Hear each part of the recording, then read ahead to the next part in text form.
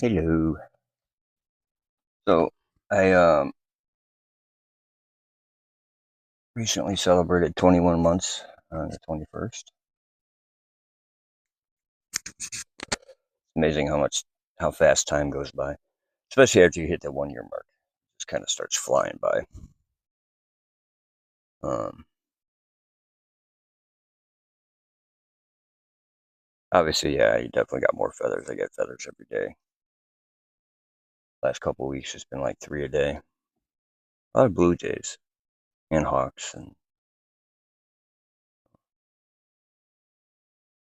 not really sure what this one's about. I'm just kind of checking in, rambling.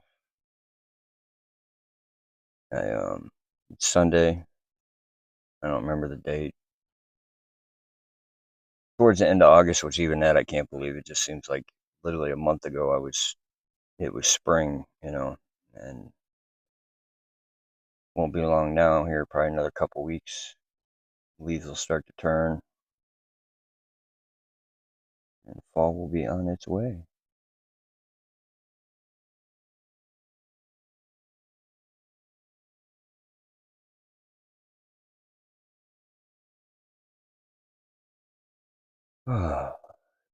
Found a new graveyard to visit, so it's very quiet and peaceful here for the most part.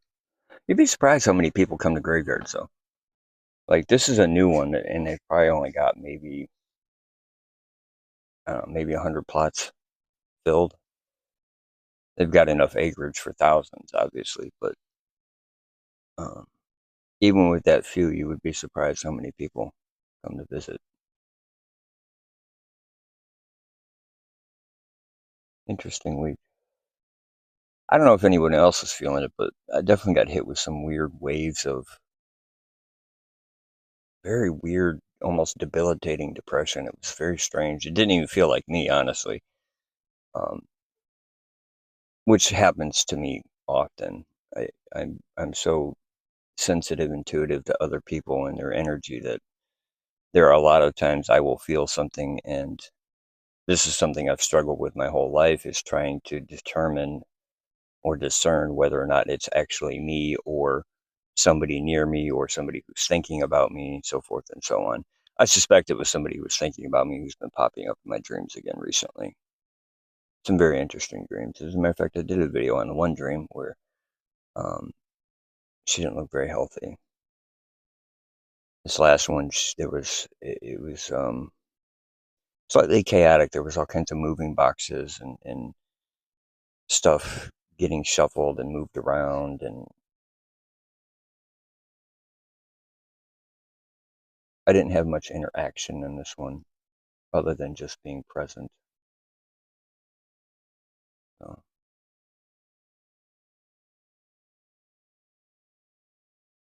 got a couple of new people starting at work. One of them kind of triggered some interesting feelings and thoughts in me. Um, and as it relates to addiction, he was somebody who was essentially my road dog. He was with me almost every day through my last bit of relapse a couple years back now, almost 2 years actually. And we had worked together previously. Good hard worker. Nothing against that at all. I mean, really, I don't have much against him personally at all. And we got along pretty well, actually. But, I found out he's coming back. And obviously, that triggered an onslaught of memories and emotions and this kind of thing. And I was concerned. I don't think I'm concerned anymore because I think I know this person well enough to know that they will definitely respect my sobriety. So I don't think it's going to be an issue, other than obviously some old war stories are probably going to creep up. Which even that doesn't bother me because then maybe people will finally start to realize that I don't lie. I don't exaggerate. You know, when I say I went hard in the paint, I went hard in the paint, and it's not a point of bragging. It's just really, if anything, it's to point out not only my own resilience, but the amount of actual protection I do have. That is something I've definitely come to realize in this last bit of recovery. Um, that and my own strength. It's funny how many people have judged me. That was another conversation I had recently with somebody, the difference between discernment and judgment. And their argument was that, oh, people make judgments all the time. It's a survival instinct. And it's like, well, yes and no. You make discernment all of the time, deciding whether or not it's something as simple as, okay, is this fruit ripe? Is it going to poison me? Is it not? To, I should stay away from this person because there's something about their behavior that is triggering a basic instinct, fight, flight, or freeze.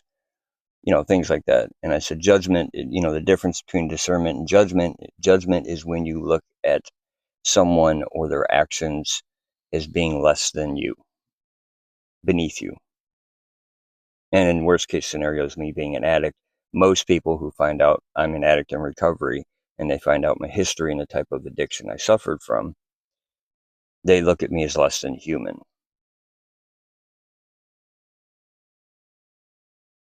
I mean, it's a pretty straightforward tactic that's been used in all of recorded history. Matter of fact, it's being used right now. We need an enemy. Let's dehumanize those people.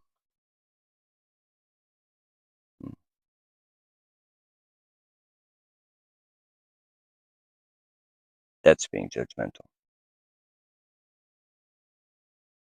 Discernment is, something's not right about this person. Maybe I should just stay clear.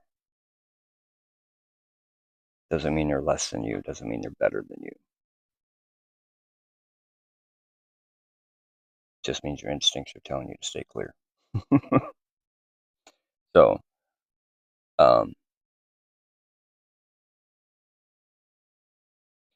point being is, yes, a lot of people have judged me and my stories, what little they know of them, because I don't actually share all of them.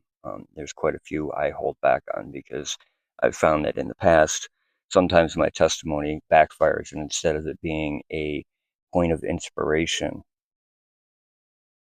and a roadmap of what not to do, sometimes people take it as, oh, I wasn't that bad off. Anybody who's ever spent any length of time with me in my personal life and some of my adventures, as we'll call them, knows that I have some particular qualities that very few people, once again, this is not a point of bragging, this is just to illustrate strength of spirit and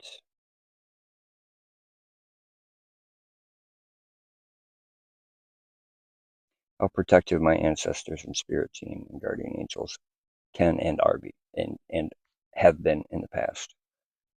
I have this weird inhuman tolerance for certain things. My family, my sister can attest to this. There have been many, many times that I have overindulged to the point of should have been dead multiple times over and just kept going. That actually scares me. Not all of the overdoses I've had and things like that. I mean, it's parts of those are frightening, obviously, but in a different way.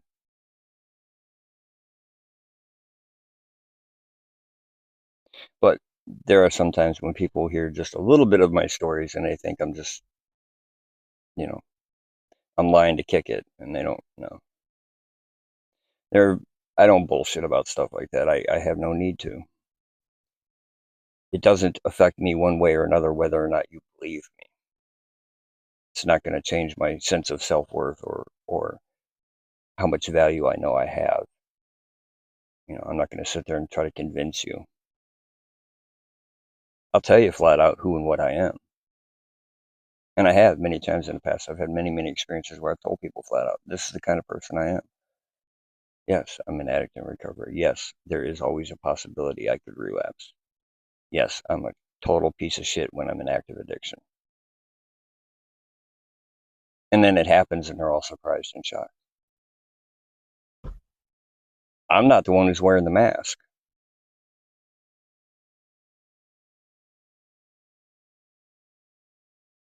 And see, that's what it is. There's a lot of people out there who will embellish certain qualities of themselves to try to get acceptance or appraisal or external validation.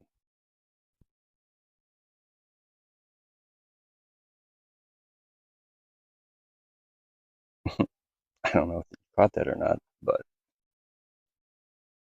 this one just decided to leap out of my visor. Well, I guess I might be onto something there. That thought. And that's another conversation I had recently with, I've been single and celibate now for about 2.5 years. Um, Mostly by choice in about the last year and a half. First year or so, sure, I was definitely putting myself out there trying, and I got rejected left, right, and center. I said, fuck it. You know, Oftentimes I have this another lesson I've learned is, the saying that a lot of times rejection is God's protection. And almost every single one of these cases when I was rejected, it certainly was protection, because it was very shortly thereafter that said person either relapsed or something else happened in their life, that just some kind of fucked up drama that I'm so grateful I'm not involved in. Thank you. So after that, I just said, fuck it, I'm just going to be single and celibate for a while, because I realized I don't need, I was chasing validation. I realized I was very precariously starting to cater to my codependent natures or character defects. I don't know the exact terminology off the top of my head right now. Um, and that was a very slippery slope of codependency. And I say it at the sober house I'm in.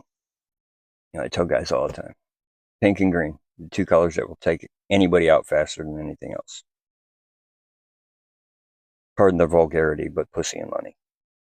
And I see it all the time.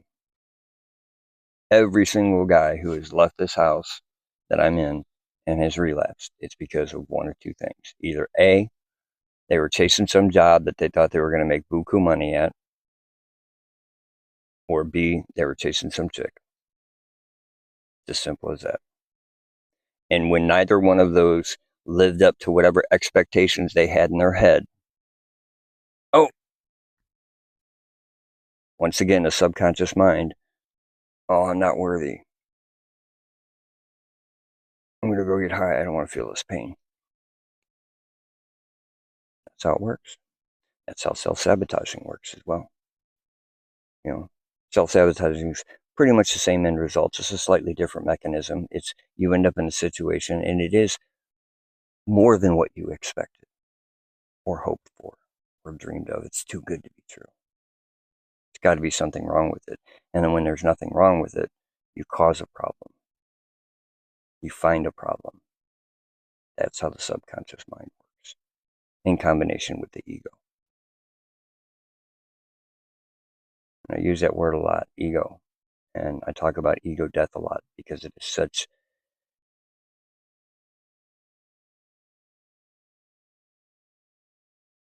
a tenacious, never-ending part of the healing journey. The ego serves a very definitive purpose in the human psyche. It is also necessary. You will never completely get rid of it.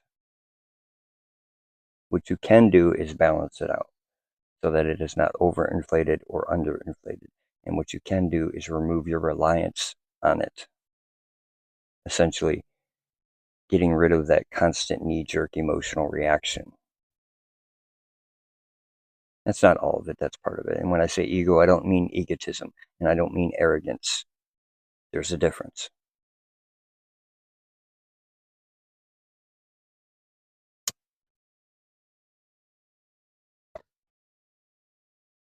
My sister asked me to help her go through the 12 steps again. which, as I said in another video, I would be completely honored to do so. I haven't really talked to her since then. But essentially, she wants to go deeper than the surface level. And in my experience, for the most part, the 12 steps, which were actually derived from originally 6 steps, which came from a group, it was called the Oxford Group, which was actually a Christian-based group in Oxford. I don't remember the details now. At any rate, they expounded upon them, made them 12. Isn't quite a few of those you could combine. Kind of like George Carlin's skit on the Ten Commandments. You could really kind of eliminate more than half of them and combine them, narrow it down to just a couple, but hey, whatever. Some people need it spelled out in crayons, I guess, you know. And it serves its purpose, and we're not going to get into the spiritual reasons behind that right now. But yes, I am one of those kind of people who believes that everything and every interaction you have in the state of the world and the constant dualities and dichotomies that we deal with all have a particular spiritual purpose. And I'll do a series on that yet. But in my experience, the initial, wow, hold on, you guys got to see this.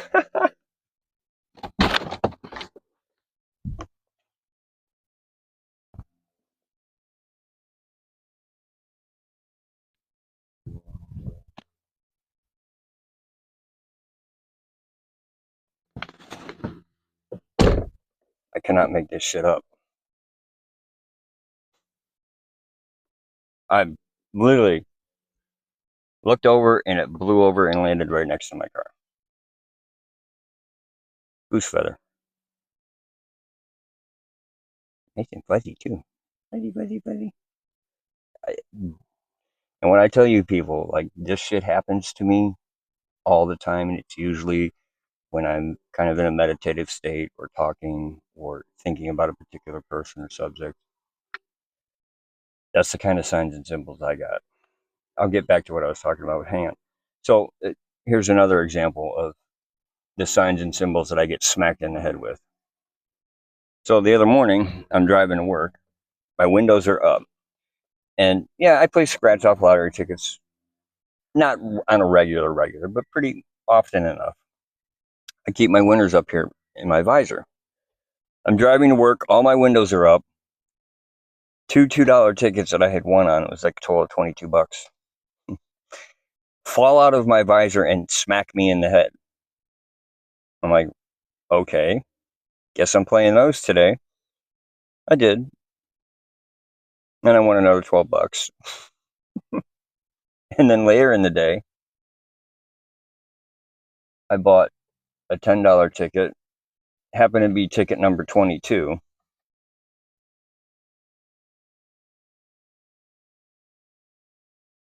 And I hit every single number. This is the kind of shit that happens to me all the time. And this is what I call being in the flow or walking in grace. There's a lot of terminology for it. At any rate, the 12 steps. In my experience, the basic purpose of the 12 steps is to,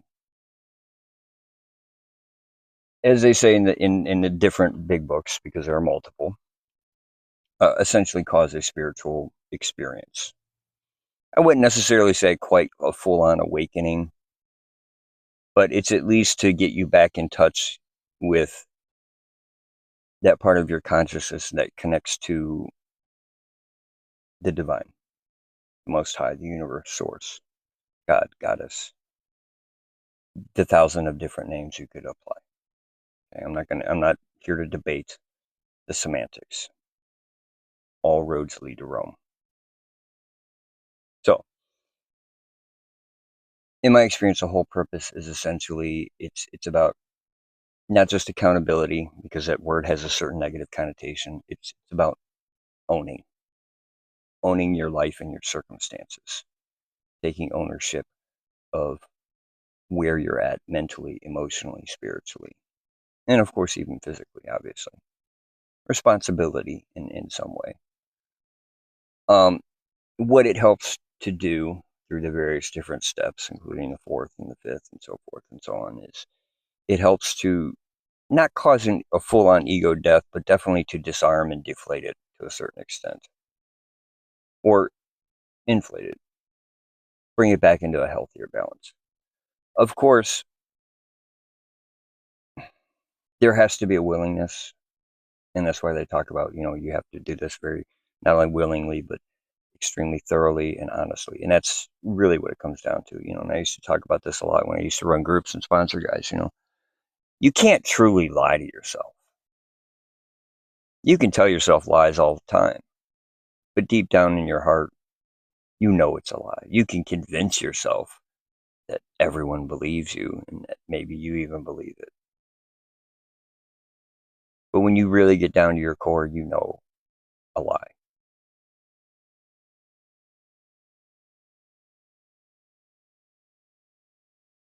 Um, so once you get brutally honest with yourself and you stop blaming everyone and everything else,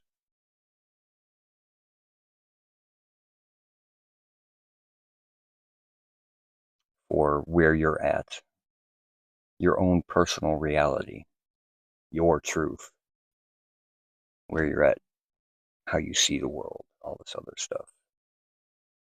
Yes, of course, obviously, there's some molding from childhood that inevitably makes the foundation and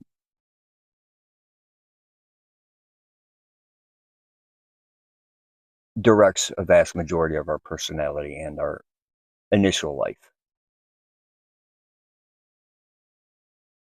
You're taught how to cope from your upbringing, essentially.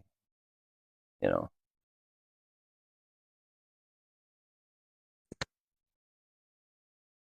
it's a whole nother conversation we'll get into. But at a certain point, you can no longer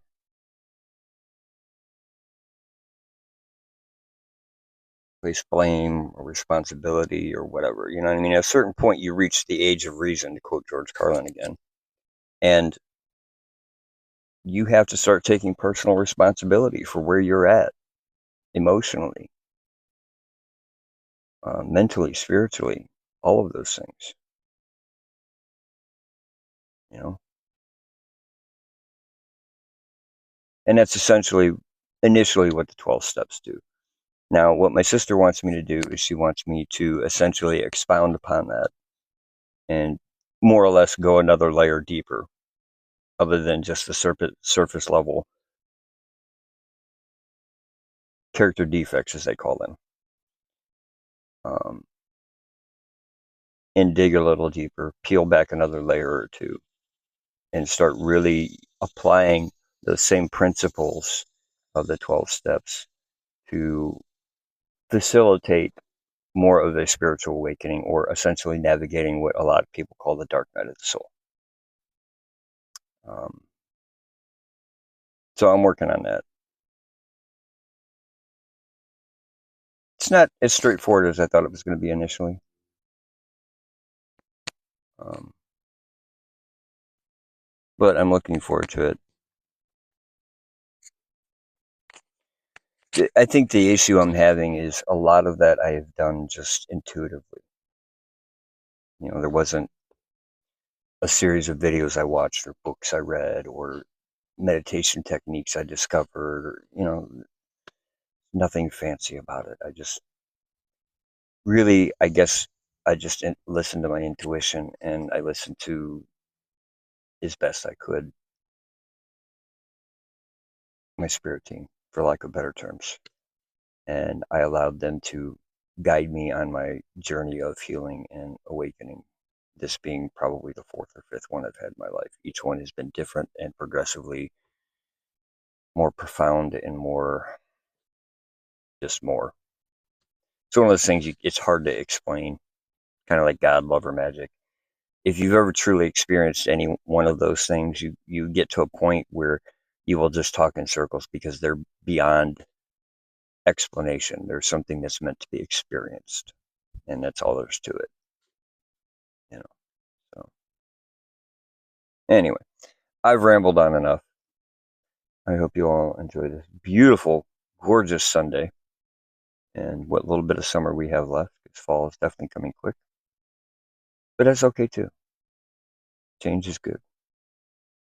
There's definitely change coming.